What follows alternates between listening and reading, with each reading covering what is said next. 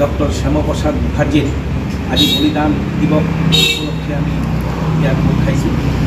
Doctor Syama Prasad মুখাৰ্জীৰ আজিৰ এই দিন তাৰিখতেই আমাৰ ডক্টৰ শ্যামাপ্ৰসাদ মুখাৰ্জীৰ জনসংঘৰ প্ৰতিষ্ঠাতা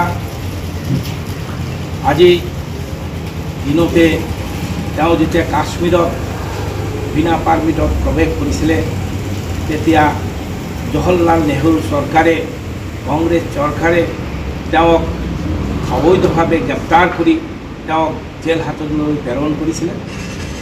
তেওঁক শ্ৰীনগৰত তেওঁক কাশ্মীৰ পুলিচৰ দ্বাৰাই তেওঁক গ্ৰেপ্তাৰ কৰা হয় আৰু শ্ৰীনগৰ জেলতে তেওঁক তিল তিলকৈ তেওঁক হত্যা কৰা হৈছিলে। আজি এতিয়া গোটেই দেশব্যাপী আন্দোলন আৰম্ভ হ'ল। কংগ্ৰেছ চৰকাৰ জৱাহৰলাল নেহৰু চৰকাৰে উপায়হীন হৈ এই মহান নেতাজনক স্বাধীন ভাৰতৰ প্ৰথম শ্বহীদ হিচাপে ঘোষণা কৰিবলৈ বাধ্য হ'ল। এই মহান ব্যক্তিজনক জন্ম দিছিলে সুগৰ্ভত যোগমায়া দেৱী, তেওঁৰ মাতৃৰ নাম, তেওঁৰ দেউতাকৰ নাম আছিল আশুতোষ মুখাৰ্জী। তেওঁ জন্মগ্ৰহণ কৰিছিল 1901 চনত আৰু তেওঁ 1 চনৰ পৰা লাহে লাহে তেওঁ আগুৱাই গৈ 3বাৰকৈ তেওঁ MP হয়, মন্ত্ৰী আছিল আৰু তেওঁ VC আছিল। আজি ইমানবিলাক পদবী থকা সত্ত্বেও তেওঁ কংগ্ৰেছ দল ত্যাগ কৰি জনসংঘ স্থাপন কৰিছিলে।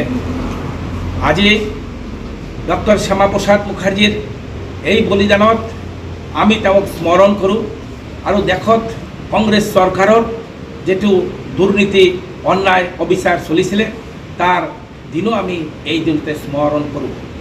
ডক্টৰ শ্যামাপ্ৰসাদ মুখাৰ্জী এজন এনেকুৱা ব্যক্তি আছিলে যিজন ব্যক্তিয়ে পাৰ্লিয়ামেণ্টত 543 জন MPৰ ভিতৰত তেওঁ এজন এনেকুৱা বলিষ্ঠ নেতা, বলিষ্ঠ সাংসদ আছিলে যিয়ে কৈছিলে ডক্টৰ শ্যামাপ্ৰসাদ মুখাৰ্জীৰ 71তম বলিদান দিৱস পালন কৰা হ'ল আৰু এই আয়োজন কৰে মণ্ডলৰ সভাপতি বিক্ৰম ইছলাৰী ডাঙৰীয়া দেৱে আৰু তাত আমি মুখ্য অতিথি হিচাপে আমি উপস্থিত আছিলোঁ আৰু লগতে সকলো নেতৃবৃন্দও তাত উপস্থিত আছিল আৰু তেওঁক মাল্যাৰ্পণ কৰিলোঁ আৰু তেওঁক শ্ৰদ্ধাঞ্জলি দিলোঁ আৰু আজিৰ দিনতেই তেওঁক শ্ৰীনগৰত জৱাহৰলাল নেহৰুৰ নেতৃত্বত তেওঁক জেলত ৰাখি তিল তিল কৰি হত্যা কৰা হৈছিলে।